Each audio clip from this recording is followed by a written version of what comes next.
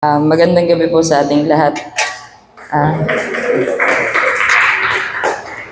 so, napakabuti po ng napakabuti po ng ating Panginoon na nakatayo na po tayo dito.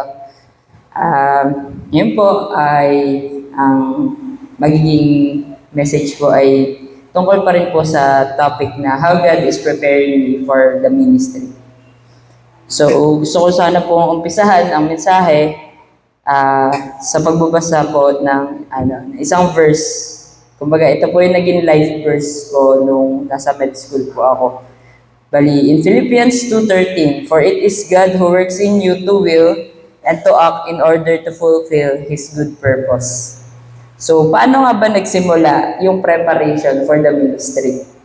So, nagsimula po ito nung ibinigay ako ng Panginoon sa mag-asawang Kristiyano, sa aking amang pastor at sa nanay kong isang Sunday school teacher. Kahit saan po pumunta ang magulang ko ay nandun ako. Speaking engagements ni Papa sa Pampanga, dito sa Bataan at sa iba-ibang churches. Kada mission point at fellowship ng WMU or yung parang women's group ng noon na kinakabibilangan po ni Mama. Nandun din po ako. Kaya ang joke nga po noon ako ang pinakabatang WMU. So, ang pinakalumang memory po na naalala ko ay noong ako ay 5 years old pa lamang. Bilang bunso, ako po ay dala-dala ni na Mama at Papa kahit saan sila pumunta. At ang linggo-linggong schedule ay di po gala sa mall or sa park, kundi pagpunta sa mission points, katulad ng Kapunitan, ng Araro, ng Bilolo. Naalala ko pa po nung sumasakay pa kami sa bangka sa Pag-asa, patawid sa ilog papunta ng Ormoc. Hindi ko pa alam kung lahat ay alam ang lugar ng Ormoc. Pero ito po yung sa Pag-asa, balot ba yan? Pero sa may dulo siya, sasakay ka ng Pag-asa, ng bangka sa Pag-asa, tapos tatawid siya ng parang pa ganon. So, earliest memory ko po yun ng mission point. Tapos, yun po yung lugar na nasa, kabilang side ng ilog ng Pag-asa. Kasama po ang iba nating kasamaan sa church na nagmi-mission din po doon. Minsan umaabot po kami ng gabi na medyo may fear na tumawid ng ilog kasi wala po talagang ilaw doon dati. Nung ako ay pre-LM hanggang elementary, linggo-linggo po kami nasa Kapunitan. Sila Ate Aloha, sila Kuya Michael, sila Ate Almira, kung kilala niyo pa si Ate Almira, sila po yung teenager noon. Yun din po ang earliest memory ko na nakakita ko ng mga batang tulad na nakikita ko sa school. Mga batang may iba't ibang kulay ng sipon at hindi lahat ng batang nakasando ay meron ring salawal or vice versa. Ang favorite memory ko nga po noon ay nang nagsa-Sunday school si Mama sa harap ng bahay nila Ate Aloha. Sumakit ng matindi ang tiyan ko na kinailangan kong dumumi. Si Ate Alice po, ang nanay ni Ate Aloha, ay siyang sumama sa akin sa CR at susunod na lang daw po yung nanay ko. Pagdating po namin sa likod nila, sa gitna ng kulungan ng mga baboy ay may nakagit ng arenola. Bilang bata, takang-taka po ako kung saan ako dudumi. Pero sabi ng nanay ko, dun daw po talaga. At since wala ng oras at malapit nang sumabog ang bomba, dumumi po ako sa arenola. At pagkayari ko po ay dinampot ni Ate Alice ang arenola at itinapon po ang laman sa ilog. Ang dami pong naging question ng bata kong utak. Bakit iba yung bowl nila? Bakit tinatapon sa ilog yung dumi ko? At a young age, na-expose po ako sa iba't ibang lagay ng tao. Noong ako ay nasa latter part ng elementary at early ng high school, meron po tayong ministry sa Araro. Napakarami pong bata sa Araro. Kung marami yung sa Kapunitan, ibang klase po yung nasa Araro. Naalala ko po sa pagliko pa lamang namin sa kanto ng Araro ay sinasalubong na po kami ng maraming bata na sinusubukang unahan yung tricycle na sinasakyan namin hanggang dulo ng Araro. Pagdating namin, malaki ang chance na nandun na si Ate Marie, ang nanay po ni Dia. Kasi lagi siya yung maaga. Si Ate Marie po ay never nalilate. Sa Araro ko po nakita na yung pamigay na pagkain ay hindi inuubos ng mga bata. Siyempre po, kasama po sa ating Sunday School Ministry ay ang feeding ministry. Hindi po di nauubos dahil picky eater sila. Hindi yung, ay, ayoko ng kangkong. Hindi yan. Kasi, or hindi dahil maselan sila sa pagkain. Kundi tinitira po nila yung ulam para pagsaluhan ng buong pamilya pa uwi. Makikita nyo po na kapag sinigang ang feeding, mauubos ang kanin at ang sabaw, pero di nagagalaw ang laman at gulay. Or kapag hotdog, nanghihingi po ng maraming ketchup at kanin, pero di magagalaw yung mismong hotdog. Bubusugin po ng mga bata yung mga sarili nila sa kanin at sabaw or ketchup. Para po yung mismong ulam ay maiuwi sa pamilya nila upang pagsaluhan sa dinner. Kaya makikita niyo po na kung gaano kabilis silang nagtatakbuhan papunta sa Sunday school, ay kabaliktaran po nun ang pauwi nila. Mabagal at maingat ang pag-uwi upang masigurado na di matatapon ang hapunan ng pamilyang kanilang itinabi. Sa araro ko po natutunan na hindi lahat ng bata ay nabubuhay para maglaro at mag-enjoy. Dahil sa murang edad, iniisip na nila ang pamilya. Paano makakatulong sa pagsasaka at pagbubukid? Paano makakapagbigay ng pagkain? Yun na po ang nasa isip ng mga bata sa araro. Ang sumunod po ay ang Bilolo Kapunitan Depensa. Noon po ako'y college, sa Bilolo po ako nanguha ng sample sa mga bata ng itlog ng bulate sa tiyan. Kasi po yung itlog po na yun, madalas talaga siya nakikita kapag naglalaro sa lupa yung mga bata. So, saan pa ba tayo pupunta? Kundi sa madaming bata na naglalaro sa lupa. At may nakuha po ako doon May nakuha po ako na meron talaga. So, marami pong istorya ang mga nararanasan sa Mission Point. Ang bawat isa po ay may kanya-kanyang story. At marami po sa inyo, kasama ko din sa mga istorya na yon. So, jump tayo ngayon. Big jump tayo nung third year college ako, nung namatay po si Papa. Naging malaking pagsubok po ito sa aming pamilya. Personally po, ang epekto po sa akin ay nawalan po ako ng kausap araw-araw. Kami po kasi ni Papa, nung college ako, halos everyday po kami nagkikwentuhan. Kung ano ang nangyayari sa bahay at kung anong nangyayari naman sa akin sa school at sa Manila. Siyempre, bukod doon, naapektuhan din po ang finances namin. At ang pagpasok ko kaagad ng med school after college na siyang plano sana namin. So after ng aking gap year, so yung gap year po, ibig sabihin, after ko gumraduate ng college, hindi po ako nagtrabaho kaagad. Nagkaroon po ng 1 year na naka-gap year po ako. Yun po yung halos nandito po ako sa church lagi. Yun po yung madami kaming nabuong mga fellowship sa Baptist Camp. Yun po yung panahon na yun. Sinabihan, after po nung gap year na yun, sinabihan din po muna ako ng mga kapatid ko na magtrabaho dahil hindi pa kaya yung gastusin para mag-aral. So, nagtrabaho po muna ako bilang medtech sa Bataan Doctors. After 1.5 year, with go signal ng aking mga kapatid, pumasok na po ako ng med school.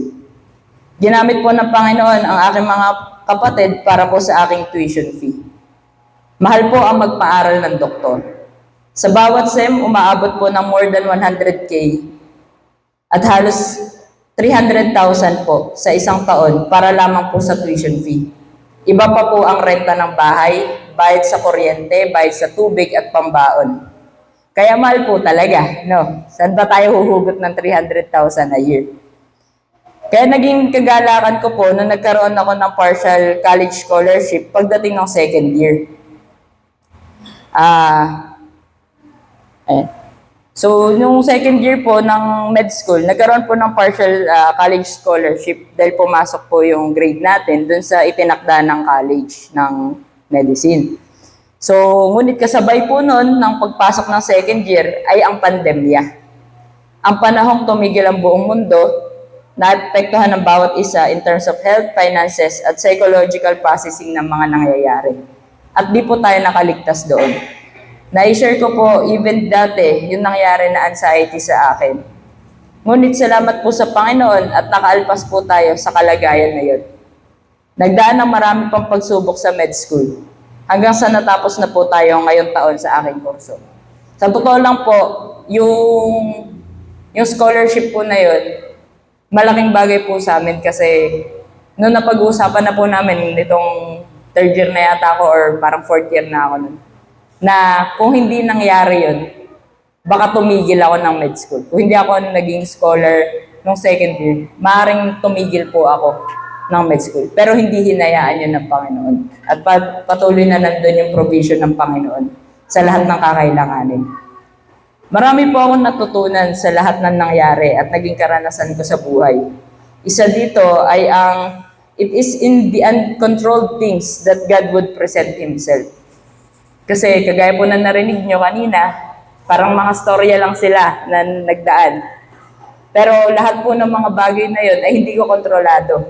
Hindi ko po kontrolado na maipanganak sa isang pamilya na may Kristiyanong magulang. Hindi ko po kontrolado na mahatak ng nanay ko. Dahil di ko naman decision pa yun na masama ako doon sa mga mission point.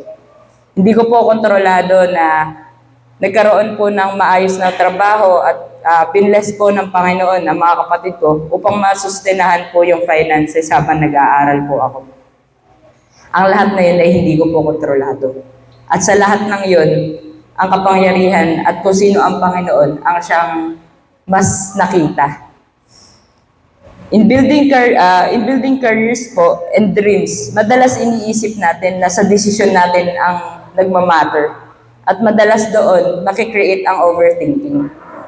Pero sa lahat po na naging karanasan, mas nag-build po sa path ko ang experience na hindi ko pinili or di ko kontrolado ang nangyari.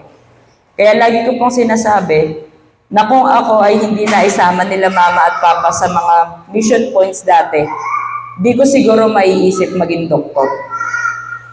God prepared me using the things that I cannot control. Sa muling pagkakataon, Panginoon po ang nauunang gumawa ng mga bagay para po tulungan tayo.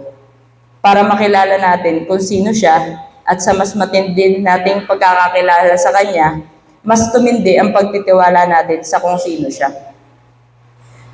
Kaya po ang simpleng sagot sa katanungan na how God is preparing me for the ministry, by revealing Himself to me, it is creating a great trust to Him that He is the one fulfilling the promise. Naghihintay habang gumagawa ho. Hindi ho tayo naghihintay ng nakatulala. Naghihintay habang gumagawa lang po tayong mag-unfold ang plano ng Panginoon sa atin habang may matinding kumpiyansa na hindi tayo lulubihin ng Panginoon. Kaya gusto ko pong i-share yung halos buong chapter po nung sa Philippians chapter 2. So, mag-e-end na po ako dito sa chapter na ito. No? Ang title po nung first part is Imitating Christ's Humility. So, in Philippians chapter 2, verse 1, therefore, if you have any encouragement from being united with Christ, if any comfort from His love, if any common sharing in the Spirit, if any tenderness and compassion, then make my joy complete by being like-minded, having the same love, being one in spirit and of one mind. Do nothing out of selfish ambition or vain conceit. Rather, in humility, value others above yourself, not looking to your own interests, but each of you to the interests of the others. In your relationships with one another, have the same mindset as Christ Jesus, who, being in very nature, God did not consider equality with God something to be used to His own advantage. Rather, He made Himself nothing by taking the very nature of a servant, being made in human likeness. And being found in appearance as a man, He humbled Himself by becoming obedient to death, even death on a cross. Therefore, God exalted Him to the highest place and gave Him the name that is above every name, that at the name of Jesus, every knee should bow in heaven and on earth and under the earth, and every tongue acknowledge that Christ Jesus is Lord, to the glory of God the Father. And next po dun, I do everything without grumbling. Therefore, my dear friends, as you have always obeyed, not only in my presence, but now much more in my absence, continue to work out your salvation with fear and trembling. For it is God who works in you to will and to act in order to fulfill His good purpose. Do everything without grumbling or arguing, so that you may become blameless and pure, children of God without fault in a warped and crooked generation. Then you will shine among them like the stars in the sky, as you hold firmly to the word of life. And then I will be able to boast on the day of Christ that I did not run or labor in vain. But even if I am being poured out like a drink offering on the sacrifice and service coming from your faith, I am glad and rejoice with all of you. So you too should be glad and rejoice with me.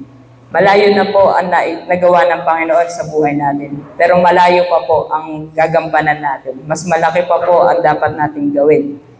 At nagpapasalamat po ako sa Panginoon kasi nabuo na po yung matinding kumpiyansa na hindi na tayo natatakot.